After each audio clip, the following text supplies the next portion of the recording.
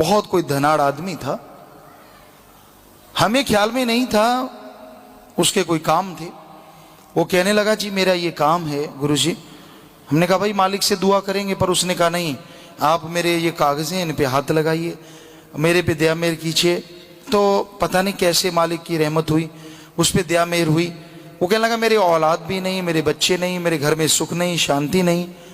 हमने कहा भाई राम का नाम जपना, सुमरण करना, मालिक ने चाहा तो औलाद होगी, मालिक दया में रहमत करेगा। तो उसका पहला काम बना, पैसा आ गया, जमीन जायदाद मिल गया, धन दौलत मिल गया, कोठियां बंगले बगीचे हो गए। और उस बंगले बगीचों ने इतना भुला दिया कि वो फिर से नशे में डूब गया, सब कुछ करने लगा, बुराइयां करने लगा। जिस सदगुरु मालिक ने दिया उसकी बुराई गाता है, उसको सही नहीं समझता। तो उसको वो चीज नहीं मिली जो फकीर बचन करते हैं। पूछा गया भाई क्या बचनों के सही हैं, तो ये जवाब मिला नहीं। तो कैसे सब कुछ मिले? तो आदमी दाता पुल दाता नाल प्यार पा लिया, दाता को भूल जाता है और दाते जो उस मालिक की दिया हुआ सामान है उसके साथ प्यार हो जाता है। यकीन मानिए हमने ऐसे दोगले इंसान देखे हैं, ऐसे दोगले कि अगर उनका पर्दा उठाएं तो साथ संगत को भी पता चले क्या ऐसे दोगले भी होते हैं।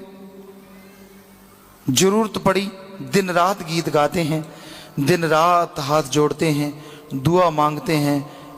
और आपने ये भी हमने सुना कि गुरु ही नहीं वो भगवान कहते, नहीं आप तो भगवान हैं, आप तो सब कुछ कर सकते हैं, आप तो जी सब कुछ। हम कहते नहीं भाई हम तो दास हैं, हम तो चौकीदार हैं, आप तो जुतियों में बैठने को तैयार। ना ना ना ना, हमारे लिए तो भगवान है, हमारा सब कुछ है, दीन ईमान है।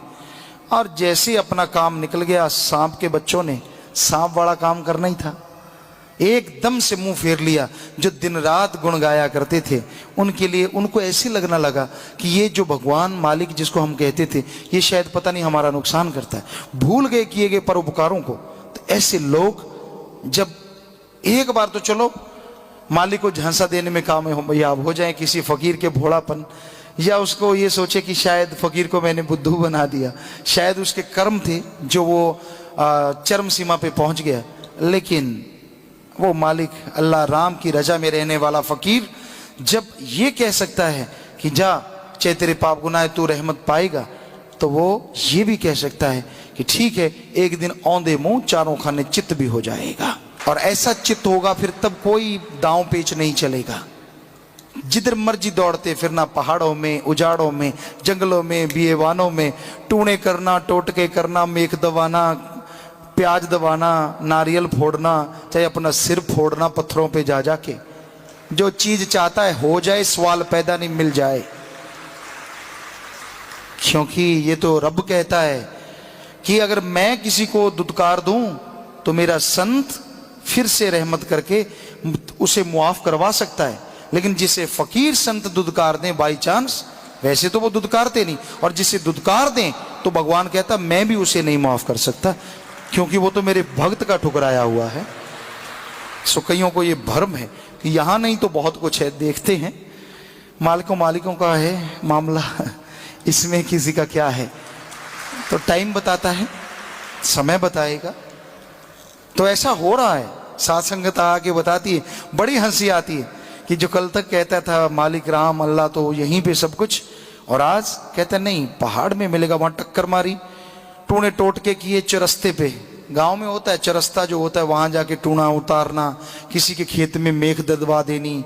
क्योंकि बहुत है उस्ताद जो ये सिखाते हैं, मुर्गा दे दे, मुझे लाल कच्छा पहनना है लंगोट दे दे, काला कच्छा पहनना है काला कपड़ा दे दे, शराब की बिस्की की बोतल दे दे, बकरे की नाड़ तू रख लेना बाकी का जिस्म दे दे, तो मुर्गा दे दे, ऐसा ऐसा सामान मांगते हैं। और वो धार्मिक कहलाने वाले जिससे सब कुछ मिला उसको छोड़ के वो पत्थरों में उजाड़ों में ठोकरें मारते फिरते हैं, और उनके जीवन में ठोकरें लिखी जाती हैं। तो ऐसा नहीं करना चाहिए।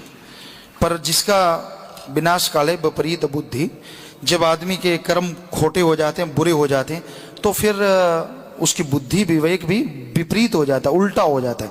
वो किसी संत पीर फकीर की नहीं मानता। बिगड़ा मन गुरु का ना पीर का।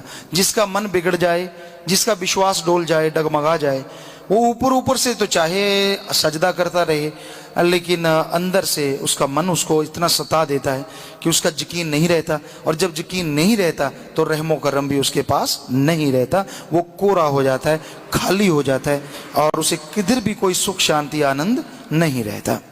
तो इसलिए भाई मालिक का नाम जपना चाहिए, उससे की भक्ति इबादत करना चाहिए, मालिक से मालिक को मांगना चाहिए।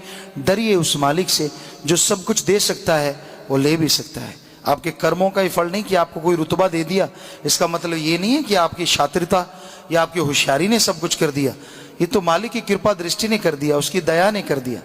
और शातिरता करते जाओगे, मटका भरता जाएगा, और एक दिन ऐसा फूटेगा कि उसका लावा आपसे संभाले भी नहीं संभलेगा। इसलिए बुरे कर्म नहीं करने चाहिए, गलत कर्म नहीं करने चाहिए।